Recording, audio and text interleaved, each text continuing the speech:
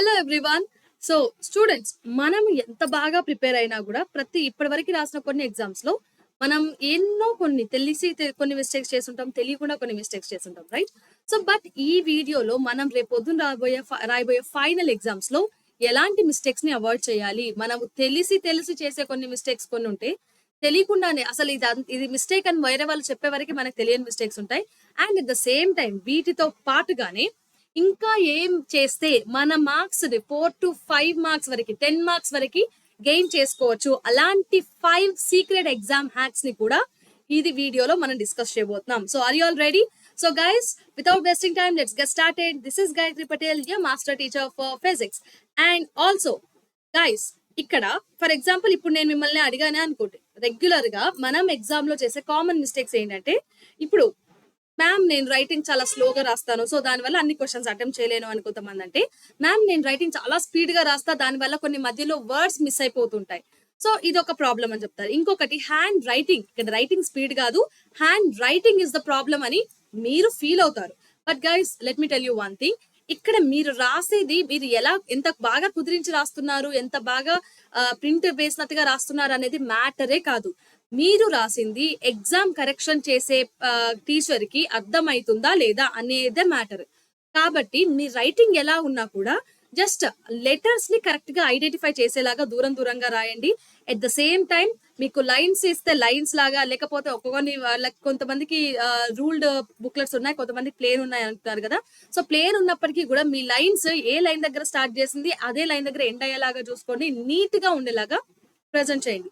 At the same time recalling is the main issue. గుర్తు రాకపోవడం, నేను నిన్ననే చదివాను కదా, నాకు ఎందుకు ఈ క్వశ్చన్ ఇప్పుడు గుర్తు రావట్లేదు, ఇది వస్తేనే నేను నెక్స్ట్ క్వశ్చన్ కి వెళ్తా అని చాలా మంది క్వశ్చన్స్ ఒకటే క్వశ్చన్ దగ్గర 10-15 నిమిషాలు వేస్ట్ చేసిన వాళ్ళు కూడా ఉన్నారు. ఇది కూడా one more biggest mistake. So వీటిని ఎట్లా మనం కవర్ చేసుకోవాలి, అండ్ వాటిని ఇంకా వీటితో పాటు ఇంకా ఎగ్జామ్ హ్యాక్స్ ఏంటి అనేది చూద్దాం. అండ్ ద ఫస్ట్ వన్ ఏంటంటే 80-20 స్కోరింగ్ ట్రిక్. ఇక్కడ మనకి 100% సిలబస్ చదవాలి అనే థాట్ ఎవరికైతే ఉంటుందో వాళ్ళ కోసం నేను ఇక్కడ మెయిన్ గా మళ్ళీ చెప్పేది ఏంటంటే, మీరు ఎగ్జామ్ లో రాయబోయే క్వశ్చన్స్ ఎన్ని ఉంటాయి నా మహా అంటే అక్కడ 80-20 క్వశ్చన్స్ ఇస్తాడు, అంతేనా? ఈ 20 క్వశ్చన్స్ లో, లేదంటే సరే పార్ట్ బి కూడా కలుపుకున్నా సరే 30 క్వశ్చన్స్ అని అనుకోండి. ఈ 30 క్వశ్చన్స్ లో మొత్తం సిలబస్ మొత్తానికి సంబంధించి ఇస్తాడా, మొత్తం అంత 100% సిలబస్ కవర్ చేస్తాడా అంటే చేయడు. కేవలం 20% సిలబస్ నుంచే మోస్ట్ ఆఫ్ ది క్వశ్చన్స్, అంటే 80% క్వశ్చన్స్ కేవలం 20% సిలబస్ నుంచే వస్తాయి. కాబట్టి ఈ పాయింట్ మీరు ఎంత తొందరగా వీలైతే అంత తొందరగా రియలైజ్ అయ్యి సిలబస్ మొత్తాన్ని అండ్ 100% సిలబస్ ని టోటల్ టెక్స్ట్ బుక్ ని చదవాలి అని పెద్ద నిర్ణయాలు శబదాలు తీసుకోవడం మానేసి ఆ 20% సిలబస్ ఏంటి అనే దానిపైన ఫోకస్ చేయండి.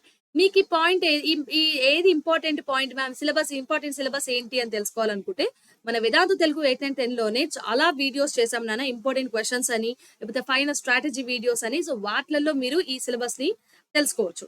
అండ్ నెక్స్ట్ ఇంపార్టెంట్ పాయింట్ ఏంటంటే, so active recalling. And for that what we need to do అని అంటే, ఎగ్జామ్ హాల్లో కొన్నిసార్లు మనకు అసలు గుర్తురాదు, ఆల్రెడీ సగం రాసిన క్వశ్చన్ పేపర్ ని కూడా మనం మర్చిపోతూ ఉంటాం. సో అలాంటప్పుడు మనం ఏం చేయొచ్చు అని అంటే, మీరు టెక్స్ట్ బుక్ చదివేటప్పుడు ఓన్లీ చదవడమే కాకుండా టెక్స్ట్ బుక్ ఒకసారి మూసేసి, మీ నోట్స్ ని టెక్స్ట్ బుక్స్ ఒకసారి మూసేసి మీరు ఏం చదివారు అనే దాన్ని ఒకసారి గుర్తు తెచ్చుకోవడానికి ట్రై చేయండి. సో దానికోసం మీరు ఏదైనా పెన్ను పేపర్ తీసుకొని రాయొచ్చు, లేదనంటే మీ పక్కనున్న వాళ్ళతో, మీ ఫ్రెండ్స్ తో స్టడీ అవర్స్ ఉంటాయి కదా స్కూల్లో, సో వాళ్ళతో డిస్కస్ చేయొచ్చు. సో ఈ క్వశ్చన్ కి ఇవి ఇంపార్టెంట్ పాయింట్స్, ఇది ఫార్ములా, ఇది యూనిట్స్, ఇలా మీరు డిస్కస్ చేయొచ్చు. లేదనంటే మీ పక్కన అర్థం కాని వాళ్ళు ఎవరైనా ఉంటే వాళ్ళకి ఎక్స్ప్లెయిన్ చేయండి. సో దానివల్ల మీకు ఈజీగా ఆ విషయం చాలా రోజుల వరకు గుర్తుంటుంది. అండ్ మ్యామ్ ఇదంతా కాదు అని అనుకుంటే టెస్ట్ తీసుకోండి, మాక్ టెస్ట్ తీసుకోండి. So this is known as Feynman technique. అంటే ఫెన్మన్ టెక్నిక్ లో ఏం చెప్తున్నారు ఈయన అంటే, మీరు చదివింది కేవలం చదివేసి వదిలేయడం కాకుండా దాన్ని గుర్తు చేసుకోవడానికి, రీకాల్ చేసుకోవడానికి ఏదో ఒక పద్ధతిని ఫాలో చేయండి. ఓకే, ఎక్కువ రోజుల వరకు గుర్తుంటుంది కాబట్టి మీకు తొందరగా రీకాల్ చేసుకోవడానికి అవకాశం ఉంటుంది. And the next important point ఏంటంటే, revision strategy. Smart revision is the main key in this last minute.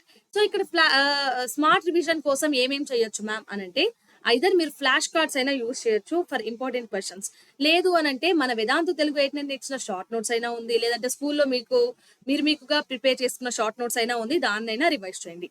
Or else mind maps అనేవి ఇవి ఇప్పుడు చాలా చాలా ఇంపార్టెంట్. మైండ్ మ్యాప్స్ ఎప్పుడు యూజ్ చేయాలి అనంటే the right time is before the exam. Before the exam అనంటే ఎగ్జామ్ ఇంకో 2 గంటలకు ఉంది అనంగా కాదు. ఎగ్జామ్ ఇంకో వారం ఉంది అనగా చాప్టర్ మొత్తాన్ని రివైజ్ చేయాల్సి వచ్చినప్పుడు మనం ఏం చేస్తాం, టెక్స్ట్ బుక్ ఓపెన్ చేసి చదువుతూ కూర్చుంటే కాని పని. సో చాప్టర్ మొత్తాన్ని వితిన్ 5 మినిట్స్ లో రివైజ్ చేయాలి, వితిన్ 10 మినిట్స్ లో రివైజ్ చేయాలి అని అంటే mind maps are more important. So ఈ మైండ్ మ్యాప్స్ ని ఎలా ప్రిపేర్ చేసుకోవాలి, ఇప్పుడు అంత టైం ఉందా అని అంటే ఇప్పుడు అస్సలు లేదు నాన్న. కాబట్టి మన వేదాంత తెలుగు 8, 9, 10 లోనే ఎవ్రీ సబ్జెక్ట్ కి సంబంధించిన చాప్టర్ వైజ్ మైండ్ మ్యాప్స్ అనేవి ఉన్నాయి. అండ్ ఫిజిక్స్ కి సంబంధించిన చాప్టర్ వైజ్ మైండ్ మ్యాప్స్ అని అంటే కింద డిస్క్రిప్షన్ లో లింక్ ఉంటుంది. At the same time first comment లో పిన్ చేసి పెడతాను, అక్కడ నుంచి డౌన్లోడ్ చేసుకోండి. ఓకే. అండ్ దాని తర్వాత so 5 minute rule in the exam. ఇప్పటిదాకా నేను ఎగ్జామ్ ముందు ఏం చేయాలి చెప్పాను. ఇప్పుడు ఎగ్జామ్ రోజు మనం ఏం చేయొచ్చు అని అంటే మీకు ఎంతమందికి తెలుసు, ఎగ్జామ్ టైం 3 గంటలు అయితే ఆ 3 గంటలలో 15 నిమిషాలు ఎక్స్ట్రా 15 నిమిషాలు కేవలం క్వశ్చన్ పేపర్ చదవడానికి ఇస్తాడని. సో ఎందుకు ఇస్తున్నారు ఇంత ఇంపార్టెంట్, ఇంత టైం ని ఎందుకు ఇస్తున్నారు మ్యామ్, ఆ 15 నిమిషాల్లో నేను 2 క్వశ్చన్లు ఫినిష్ చేస్తా అన్న ఫీలింగ్ వస్తుంది. బట్ స్టిల్ గైస్ ఇక్కడ చెప్పేది ఏంటంటే మీరు వీలైనంత వరకు ఈ టైం ని యూటిలైజ్ చేసుకోండి. సో మీకు ఎప్పుడైతే టెక్స్ట్ క్వశ్చన్ పేపర్ ని మొత్తం చదివేశాక మీకు ఏ ఏ సెక్షన్ లో ఏమేమి క్వశ్చన్స్ వచ్చాయని తెలుస్తుంది. ఇది ఫస్ట్ టైం చదువుతారా, దాని తర్వాత మళ్ళీ చదవండి. ఇప్పుడు ఏం చేస్తారంటే ఇందులో నాకు వచ్చిన క్వశ్చన్స్ ఎన్ని, రాని క్వశ్చన్స్ ఎన్ని, కొంచెం టైం తీసుకుంటే రాయగలిగిన క్వశ్చన్స్ ఎన్ని అని మీకు మార్క్స్ పెట్టుకోండి. లైక్ వచ్చిన క్వశ్చన్ 100% షూర్ గా ఉన్నారా, ఒక రైట్ మార్క్ అయ్యండి. అసలు మీకు ఎలాంటి అవగాహన లేదా క్వశ్చన్ ని మొత్తం ఇంటూ కొట్టేసేయండి. లేదు నేను దీని మీద కొంచెం ఆలోచిస్తే నాకు వస్తుంది రైట్ కానీ ఎంతో కొంత అటెంప్ట్ చేయగలను అనుకుంటే రౌండ్ అప్ పెట్టండి. ఇలా మీరు క్వశ్చన్స్ అన్నిటిని సెగ్రిగేట్ చేసుకున్న తర్వాత సెక్షన్ నుంచి ఏ సెక్షన్ అయినా ఫస్ట్ క్వశ్చన్ రాయాలి అన్న రూల్ ఏం లేదు, ఫస్ట్ సెక్షన్ రాయాలి అన్న రూల్ ఏం లేదు. మీరు ఏ సెక్షన్ చూస్ చేసుకుంటే ఆ సెక్షన్ నుంచి స్టార్ట్ చేయండి. అండ్ దాని తర్వాత ఇలా చేయడం వల్ల మీకేంటి ఇంపార్టెంట్ అంటే వచ్చిన క్వశ్చన్స్ అన్నిటికీ టైం ఎక్కువ పట్టదు కాబట్టి ఫాస్ట్ గా రాసేస్తారు. లాస్ట్ కి ఉన్న టైం దేనికి పనికి వస్తుంది అని అంటే ఇక్కడ మీరు రౌండ్ అప్ చేసి పెట్టుకున్న క్వశ్చన్స్ ఉంది కదా వాటికి వాడుకోండి, రైట్. అండ్ దాని తర్వాత హ్యాండ్ రైటింగ్ అండ్ స్పీడ్, ఇందాక నేను చెప్పాను కదా. సో ఇక్కడ హ్యాండ్ రైటింగ్ ఎలా ఉండాలి అని అంటే మీ రైటింగ్ అనేది అవతల వాళ్ళకి అర్థమైతే చాలు, అండర్స్టాండబుల్ అయితే చాలు. అంటే మీరు ఏ వర్డ్ రాశారు అండర్స్టాండబుల్ అని అంటే అర్థం అయ్యే విధంగా ఉంటే చాలు.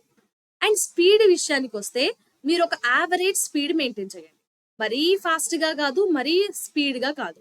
సో యావరేజ్ స్పీడ్ ఎందుకు మెయింటైన్ చేయమంటున్నానంటే మీరు ఫాస్ట్ గా రాయడం వల్ల కొన్ని వర్డ్స్ మిస్ అవుతాయి. సో యావరేజ్ స్పీడ్ గా రాస్తే నో మిస్సింగ్ ఆఫ్ వర్డ్స్, అసలు మిస్ అవ్వవు, నో మిస్సింగ్ ఆఫ్ వర్డ్స్, అన్ని వర్డ్స్ కరెక్ట్ గా రాస్తారు. ఇంకొకటి స్లోగా రాయడం వల్ల టైం వేస్ట్ అవుతుంది, టైం అనేది కరెక్ట్ గా మేనేజ్ చేయలేరు.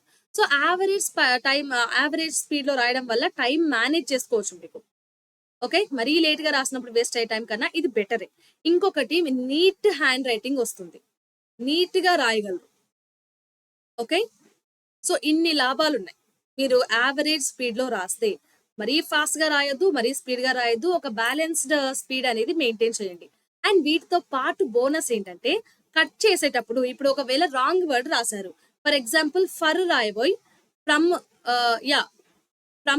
ఫ్రమ్ స్పెల్లింగ్ ఇదైతే ఇక్కడ ఇది రాశారు. ఓకే, ఫ్రమ్ రాయబోయ్ ఫామ్ అని రాశారు. ఇప్పుడు దీన్ని ఎలా కొట్టేస్తారు, నేను రాసిన రాంగ్ వర్డ్ ఎగ్జామినర్ కి అర్థం కావద్దు అని కింది నుంచి పై వరకు అసలు ఏది లెటర్ అర్థం కాకుండా ఇలా కొట్టేస్తారు. సో దీనివల్ల ఏమవుతుంది, నేను ఆ పేజ్ చూసినప్పుడు ఆ ఒక్క పదం మాత్రమే హైలైట్ అవుతుంది. అలా కాకుండా మీరు ఏదైనా రాంగ్ వర్డ్ చేస్తే చిన్నగా ఇలా మధ్యలో స్ట్రైక్ చేయండి, అర్థమైపోతుంది అది రాంగ్ వర్డ్, దాన్ని కన్సిడర్ చేయొద్దు అని.